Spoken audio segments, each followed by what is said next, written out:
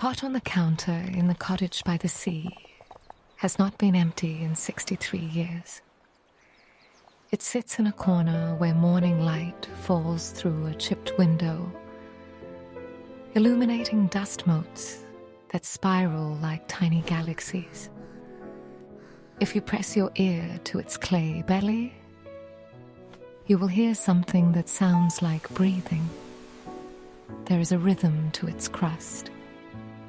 The patina is not uniform but mapped with pale scars where a wooden spoon rested for decades. Dark crescents where steam rose and condensed into memory.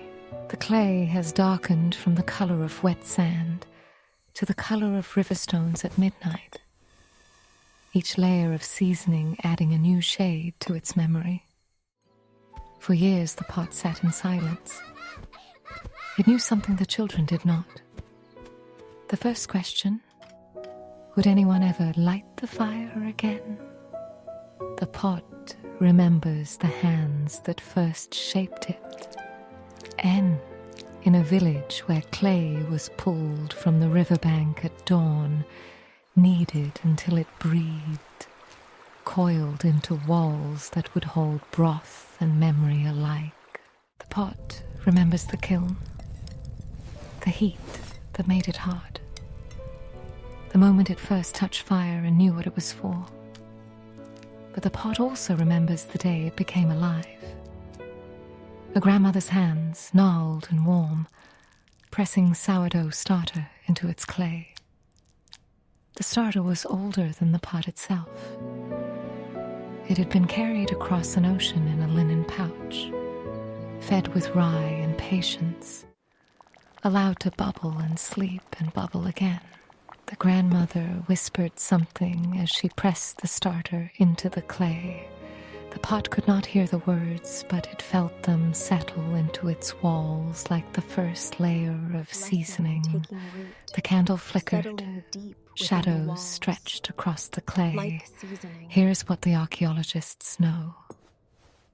When they extracted meal traces from unwashed Joman clay pots, they found lipid residues that still carried the chemical signature of wild boar and millet. 10,000 years later, the meal was still there. The pot had not forgotten. The same principle lives in this cottage by the sea. Every meal that has ever been cooked in this pot is still inside it. Every celebration, every sorrow, every quiet dinner for one. That is the kind of truth that makes you want to sit down and stay a while.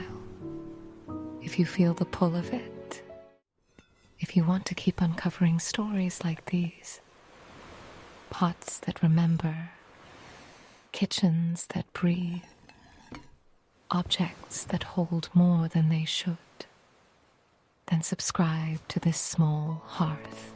There are more pots waiting to speak, more grandmothers with secrets still pressed into clay. And before you move on, tell us in the comments, what is the oldest thing in your kitchen that you have never washed? The one object you suspect might be holding a memory of its own? You might wonder why anyone would keep a pot unwashed for 63 years. The answer is in the question. The pot is not dirty. It is seasoned, and the seasoning is the archive. The crust holds the memory of a winter when the sea froze and the village ran low on flour. The grandmother stretched the starter with potato water, fed it with boiled beets, kept it alive through sheer will.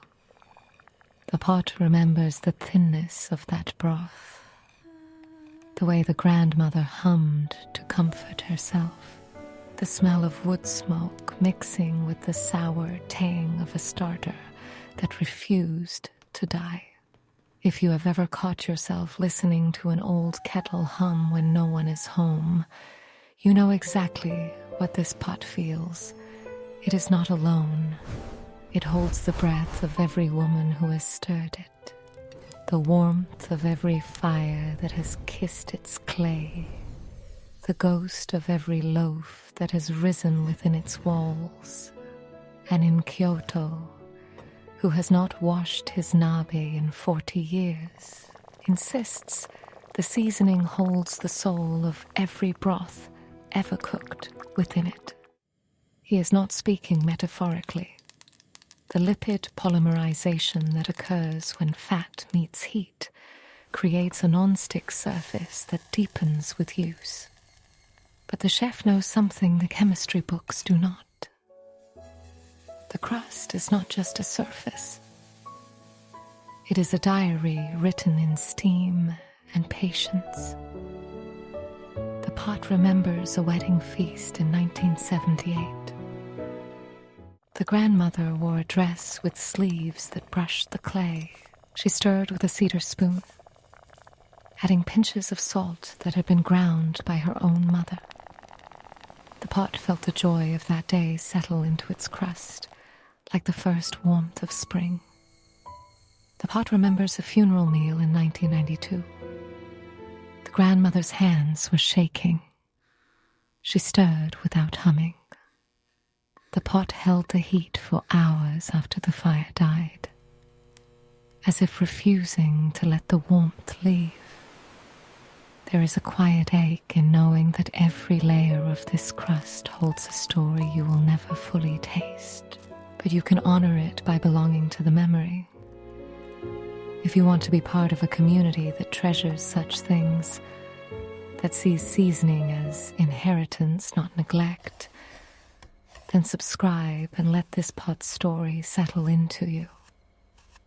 We are building a lineage here, one pot at a time, one grandmother's whisper at a time. I will, grandmother. And share with us, what meal from your own life would you want preserved in a crust forever? A wedding feast? A funeral? A quiet dinner with someone you loved? Stop. Listen, the pot has something to tell you. If you press your palm against its darkened clay, you can feel the warmth of 1,000 meals held inside. Not the heat of fire, but the memory of heat. A warmth that comes from the knowledge that you are touching something alive.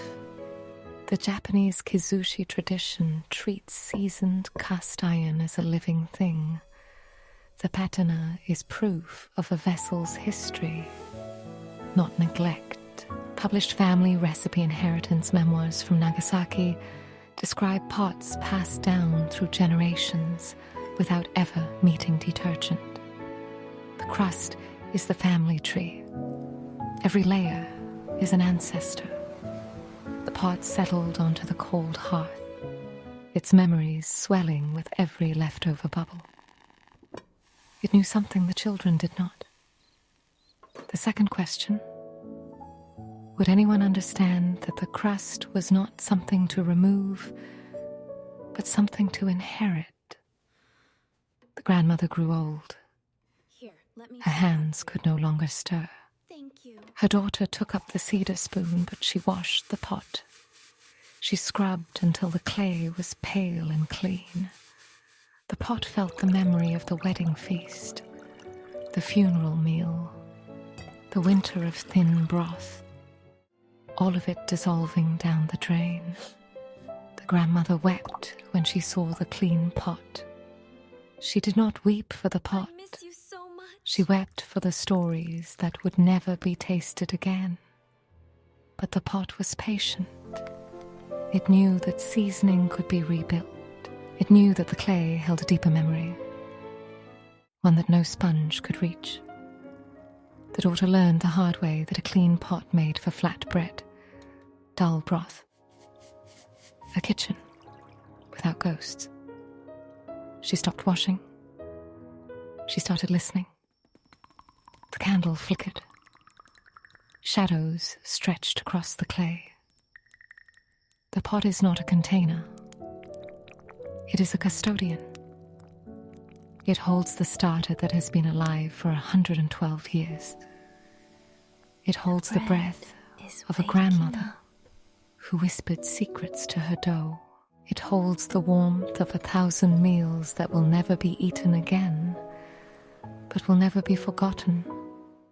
There is something urgent in that, a knowing that if you do not anchor yourself here now, you might leave before the grandmother's secrets are fully yours.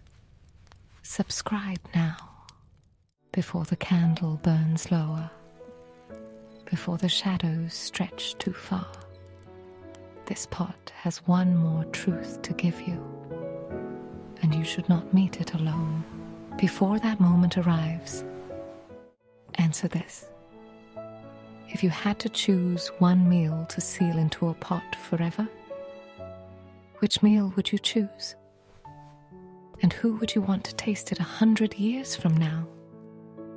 If you ever find a pot that has not met the soapy sponge in 50 years, do not reach for the steel wool. Press your palm against its clay. Listen for the hum. The grandmother who stirred before you is waiting. She is still there. In the crust, in the seasoning, in the breath of every bubble that rises when the fire is lit again. The pot sat in the corner of the hearth. It knew something the children did not. The third question: would they understand that the pot was not just a pot, but a living archive of love and loss, and the quiet miracle of bread that rises in the dark? For those who believe pots have souls, this story is yours too. The pot is still waiting. The fire can be lit again. The starter can be fed. The grandmother's secrets are still there, held in the clay, whispered in the steam, waiting for someone who will not wash them away.